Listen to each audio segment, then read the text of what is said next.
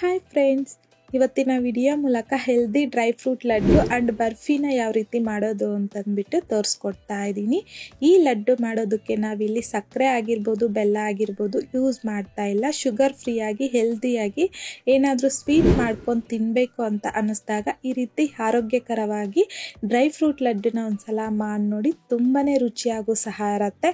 ಈ ಲಡ್ಡು ಬಂದು ಚಿಕ್ಕ ಮಕ್ಕಳಿಂದ ದೊಡ್ಡವ್ರ ತನಕ ಆರಾಮಾಗಿ ತಿನ್ಬೋದು. ಸೊ ಹಾಗಾಗಿ ಬನ್ನಿ ಇವಾಗ ಲೇಟ್ ಮಾಡ್ತೀರಾ ಹೆಲ್ದಿಯಾಗಿ ಈ ಡ್ರೈ ಫ್ರೂಟ್ ಲಡ್ಡು ಯಾವ ರೀತಿ ಮಾಡೋದು ಅಂತಂದ್ಬಿಟ್ಟು ನೋಡೋಣ.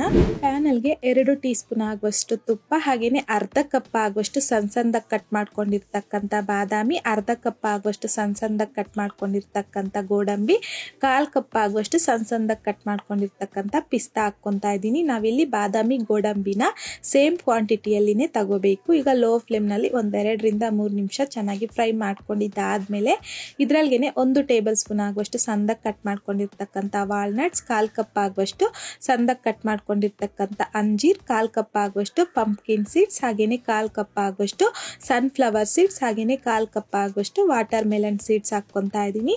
ಸೊ ಡ್ರೈ ಫ್ರೂಟ್ಸ್ನ ಈಗ ಎಲ್ಲ ಹಾಕಿದ್ದಾದ್ಮೇಲೆ ಲೋ ಫ್ಲೇಮ್ನಲ್ಲಿ ಕ್ರಿಸ್ಪಿ ಆಗೋವರೆಗೂ ಚೆನ್ನಾಗಿ ಫ್ರೈ ಮಾಡ್ಕೋಬೇಕು. ಇನ್ ಕೇಸ್ ನಿಮಗೆ ಈ ರೀತಿ ಡ್ರೈ ಫ್ರೂಟ್ಸ್ ಇಲ್ಲ ಅಂತಂದವರು ಯಾವುದಾದ್ರೂ ಸ್ಕಿಪ್ ಸಹ ಮಾಡ್ಕೋಬೋದು. ಬಟ್ ಆಲ್ಮೋಸ್ಟ್ ಈ ರೀತಿ ಎಲ್ಲ ತರಹದ ಡ್ರೈ ಫ್ರೂಟ್ಸ್ ಹಾಕಿ ಲಡ್ಡು ಮಾಡ್ಕೊಳ್ಳೋದ್ರಿಂದ ಹೆಲ್ತ್ಗೆ ಒಂದು ತುಂಬ ಒಳ್ಳೆಯದು. ಸೊ ಹಾಗಾಗಿ ಖಂಡಿತ ಇದ್ರೆ ಈ ರೀತಿ ಎಲ್ಲ ಡ್ರೈ ಫ್ರೂಟ್ಸ್ನ ಸಹ ಹಾಕಿ ನೀವು ಲಡ್ಡುನ ಪ್ರಿಪೇರ್ ಮಾಡ್ಕೊಳ್ಳಿ.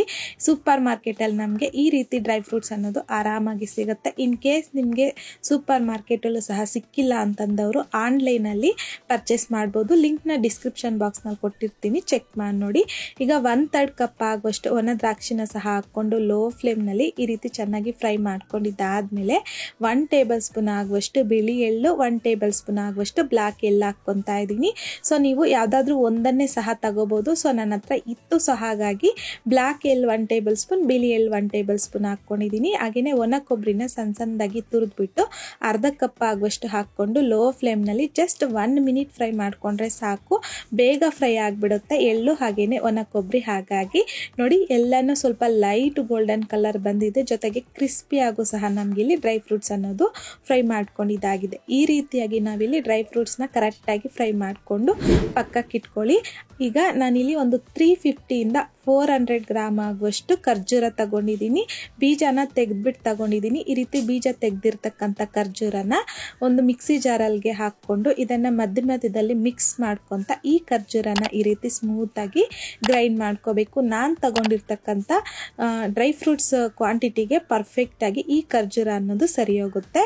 ಈಗ ಪ್ಯಾನಲ್ಗೆ 2 ಟೇಬಲ್ ಸ್ಪೂನ್ ಆಗುವಷ್ಟು ತುಪ್ಪ, ಈ ತುಪ್ಪ ಜೊತೆಲಿ ನಾವು ಖರ್ಜೂರ ಪೇಸ್ಟ್ ರೆಡಿ ಮಾಡಿ ಇಟ್ಕೊಂಡಿದ್ರಲ್ವ, ಈ ಖರ್ಜೂರ ಪೇಸ್ಟ್ನ ಹಾಕ್ಕೊಂಡು ಲೋ ಫ್ಲೇಮ್ನಲ್ಲಿ ಮಿಕ್ಸ್ ಮಾಡ್ಕೊತ ಫ್ರೈ ಮಾಡ್ಕೊಳ್ಳಿ. ಇದು ಸ್ಟಾರ್ಟಿಂಗಲ್ಲಿ ಸ್ವಲ್ಪ ಗಟ್ಟಿ ಅನಿಸುತ್ತೆ. ನಮ್ಗೆ ಈ ರೀತಿ ಮಿಕ್ಸ್ ಮಾಡ್ಕೊತಿದ್ದಂತೆ ಈ ಖರ್ಜೂರ ಪೇಸ್ಟ್ ಅನ್ನೋದು ಈ ರೀತಿಯಾಗಿ ಸಾಫ್ಟಾಗಿ ರೆಡಿ ಆಗುತ್ತೆ. ಈ ರೀತಿ ಲೋ ಫ್ಲೇಮ್ನಲ್ಲಿ ಮತ್ತೊಂದೆರಡು ನಿಮಿಷ ಮಿಕ್ಸ್ ಮಾಡ್ಕೊತ ಫ್ರೈ ಮಾಡ್ಕೊಂಡಿದ್ದಾದ್ಮೇಲೆ ಫ್ಲೇಮ್ನ ಆಫ್ ಮಾಡ್ಕೊಂಬಿಡಿ. ಆಫ್ ಮಾಡ್ಕೊಂಡಿದ್ದಾದ್ಮೇಲೆ ನಾವು ಸ್ಟಾರ್ಟಿಂಗಲ್ಲಿ ಡ್ರೈ ಫ್ರೂಟ್ಸ್ ಎಲ್ಲನೂ ಫ್ರೈ ಮಾಡಿ ಇಟ್ಕೊಂಡಿದ್ರಲ್ವ ಅದನ್ನು ಹಾಕ್ಕೊತಾ ಇದ್ದೀನಿ. ಜೊತೆಗೆ ಫ್ಲೇವರ್ಗೋಸ್ಕರ ಒಂದು ಅರ್ಧ ಟೀ ಸ್ಪೂನ್ ಆಗುವಷ್ಟು ಏಲಕ್ಕಿ ಪುಡಿನ ಸಹ ಹಾಕ್ಕೊಂಡು ಎಲ್ಲನೂ ಚೆನ್ನಾಗಿ ಮಿಕ್ಸ್ ಮಾಡ್ಕೊಳ್ಳೋದು ಅಷ್ಟೇ. ಈ ಖರ್ಜೂರ ಪೇಸ್ಟ್ ಅನ್ನೋದು ಈ ಡ್ರೈ ಫ್ರೂಟ್ಸ್ಗೆಲ್ಲನೂ ಚೆನ್ನಾಗಿ ಮಿಕ್ಸ್ ಮಾಡ್ಕೋಬೇಕು.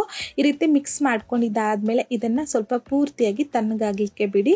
ಈಗ ಪ್ಯಾನಲ್ಗೆ 1 ಟೇಬಲ್ ಸ್ಪೂನ್ ಆಗುವಷ್ಟು ಗಸಗಸೆ ಹಾಕ್ಕೊತಾ ಇದ್ದೀನಿ. ಹಾಕ್ಕೊಂಡಿದ್ದಾದ್ಮೇಲೆ ಗಸಗಸೆನ ಲೋ ಫ್ಲೇಮ್ನಲ್ಲಿ ರೋಸ್ಟ್ ಮಾಡ್ಕೋಬೇಕು. ಅಂದರೆ ಈ ಗಸಗಸೆ ಸ್ವಲ್ಪ ಸಿಡಿತಾ ಇರುತ್ತೆ. ಆ ರೀತಿಯಾಗಿ ರೋಸ್ಟ್ ಮಾಡ್ಕೊಂಡಿದ್ದಾದ್ಮೇಲೆ ಒಂದು ಬೌಲಲ್ಗೆ ತೆಗೆದು ಪಕ್ಕಕ್ಕೆ ಇಟ್ಕೊಳ್ಳಿ. ಈಗ ಡ್ರೈ ಫ್ರೂಟ್ಸ್ ಲಡ್ಡುಗೋಸ್ಕರ ನಮಗೆ ಇಲ್ಲಿ ಸ್ವಲ್ಪ ತಣ್ಣಗಾಗಿರುತ್ತೆ. ಈಗ ಇದ್ರಲ್ಗೆ ಸ್ವಲ್ಪ ಸ್ವೀಟ್ಗೋಸ್ಕರ ಜೊತೆಗೆ ಸ್ವಲ್ಪ ಟೇಸ್ಟ್ಗೋಸ್ಕರ ನಾನಿಲ್ಲಿ 1 ಟೇಬಲ್ ಸ್ಪೂನ್ ಆಗುವಷ್ಟು ಜೇನುತುಪ್ಪ ಹಾಕ್ಕೊತಾ ಇದ್ದೀನಿ. ತುಂಬ ರುಚಿಯಾಗಿರುತ್ತೆ. ನಮಗೆ ಸ್ವೀಟ್ ಅಷ್ಟೇ ಸ್ವಲ್ಪ ಬ್ಯಾಲೆನ್ಸ್ ಆಗಿ ಟೇಸ್ಟಿಯಾಗೂ ಸಹ ಇರುತ್ತೆ.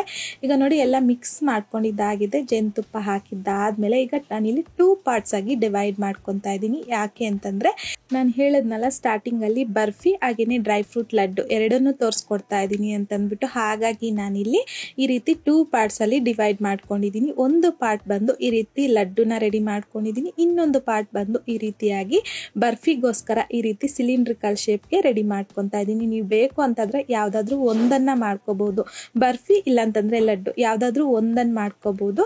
ಸೊ ನಾನಿಲ್ಲಿ ಎರಡನ್ನೂ ಮಾಡ್ಕೊತಾ ಇದ್ದೀನಿ ನಿಮಗೆ ತೋರಿಸ್ಲಿಕ್ಕೆ ಅಂತಂದ್ಬಿಟ್ಟು ಅಷ್ಟೇ. ನೀವು ಬೇಕು ಅಂತಂದರೆ ಆರಾಮಾಗಿ ಬರೀ ಲಡ್ಡುನೇ ರೆಡಿ ಮಾಡ್ಕೋಬೋದು. ಸೊ ಒಂದು ಪಾರ್ಟ್ ಬಂದು ಈ ರೀತಿ ಸಿಲಿಂಡ್ರಿಕಲ್ ಶೇಪ್ಗೆ ರೆಡಿ ಮಾಡ್ಕೊಂಡಿದ್ರಲ್ವಾ, ಈ ರೀತಿ ರೆಡಿ ಮಾಡ್ಕೊಂಡಿದ್ದಾದಮೇಲೆ ಈ ರೀತಿ ಒಂದು ವುಡ್ಡನ್ ಮನೆ ಮೇಲೆ ನಾವು ಗಸಗಸೆ ಫ್ರೈ ಮಾಡಿ ಇಟ್ಕೊಂಡಿದ್ರಲ್ವಾ ಅದು, ಹಾಗೆಯೇ ಸ್ವಲ್ಪ ಡ್ರೈ ಫ್ರೂಟ್ಸನ್ನು ಹಾಕಿ ಈ ರೀತಿ ನೀಟಾಗಿ ಶೇಪ್ ಬರೋ ಹಾಗೆ ರೋಲ್ ಮಾಡಿಕೊಂಡು ಈ ರೀತಿ ಸಿಲ್ವರ್ ಫಾಯಿಲ್ ಕವರಲ್ಗೆ ಇಟ್ಬಿಟ್ಟು ಈ ರೀತಿ ನೀಟಾಗಿ ರೋಲ್ ಮಾಡ್ಕೋಬೇಕು. ರೋಲ್ ಮಾಡ್ಕೊಂಡಿದ್ದಾದಮೇಲೆ ಈ ಸೈಡ್ಸಲ್ಲಿರುವಂಥದ್ದನ್ನು ನೀಟಾಗಿ ಸೀಲ್ ಮಾಡ್ಕೊಬಿಡಿ. ಯಾಕೆ ಅಂತಂದರೆ ಬರ್ಫಿ ಬಂದು ನಾವು ಕಟ್ ಮಾಡ್ಕೊಳ್ಳೋವಾಗ ಶೇಪ್ ಅನ್ನೋದು ಕರೆಕ್ಟಾಗಿ ಬರೋದಿಲ್ಲ. ಹಾಗಾಗಿ ಈ ರೀತಿಯಾಗಿ ಸಿಲ್ವರ್ ಫಾಯಿಲ್ ಕವರಲ್ಲಿ ನೀಟಾಗಿ ಸೀಲ್ ಮಾಡ್ಕೊಂಡ್ಬಿಟ್ಟು ಫ್ರಿಜ್ಜಲ್ಲಿ ಒಂದು 2 hours ಹಾಗೆ ಬಿಟ್ಬಿಡಿ. ಒಂದು 2 hours ಆದಮೇಲೆ ಈ ಸಿಲ್ವರ್ ಫಾಯಿಲ್ ಕವರ್ನ ತೆಗೆದಾಕ್ಕೊಬಿಡಿ. ಈ ರೀತಿ ತೆಗೆದಾದ್ಮೇಲೆ ನಮಗೆ ಬರ್ಫಿ ಶೇಪ್ಗೆ ಕಟ್ ಮಾಡ್ಕೊಳ್ಳೋದಕ್ಕೆ ಪರ್ಫೆಕ್ಟಾಗಿ ರೆಡಿ ಆಗುತ್ತೆ. ಹಾಗಾಗಿ ಅಷ್ಟೇ. ಸೊ ಈ ರೀತಿ ನಿಮಗೆ ಸ್ವಲ್ಪ ಬರ್ಫಿ ಮಾಡ್ಕೊಳ್ಳೋದು ಕಷ್ಟ ಆಯಿತು ಅಂತಂದರೆ ಆರಾಮಾಗಿ ನೀವು ಲಡ್ಡುನ ಪ್ರಿಪೇರ್ ಮಾಡಿಕೊಂಡು ಸರ್ವ್ ಮಾಡ್ಕೋಬೋದು. ಈಗ ನೋಡಿ ಬರ್ಫಿನ ನಾನು ಈ ರೀತಿ ಚಿಕ್ಕ ಚಿಕ್ಕದಾಗಿ ಕಟ್ ಮಾಡ್ಕೊತಾ ಇದ್ದೀನಿ ಅಷ್ಟೇ. ಸೊ ಈ ರೀತಿಯಾಗಿ ನೀವು ಬರ್ಫಿನ ಸಹ ರೆಡಿ ಮಾಡ್ಕೋಬೋದು, ಇಲ್ಲ ಅಂತಂದರೆ ನೀವು ಬರೀ ಲಡ್ಡುನೇ ಸಹ ರೆಡಿ ಮಾಡ್ಕೋಬೋದು ಅಷ್ಟೇ. ಸೊ ನೋಡಿದ್ರಲ್ಲ ಫ್ರೆಂಡ್ಸ್, ಇವತ್ತಿನ ವಿಡಿಯೋ ಮೂಲಕ ಆರೋಗ್ಯಕರವಾಗಿರುವಂತಹ ಡ್ರೈ ಫ್ರೂಟ್ಸ್ ಲಡ್ಡು ಆಗಿರ್ಬೋದು, ಬರ್ಫಿ ಆಗಿರ್ಬೋದು ಯಾವ ರೀತಿ ಮಾಡೋದು ಅಂತಂದ್ಬಿಟ್ಟು ಈ ವಿಧಾನದಲ್ಲಿ ನೀವು ತಪ್ಪದೆ ಟ್ರೈ ಮಾಡಿ ನೋಡಿ. ತುಂಬ ರುಚಿಯಾಗಿ ಬರುತ್ತೆ.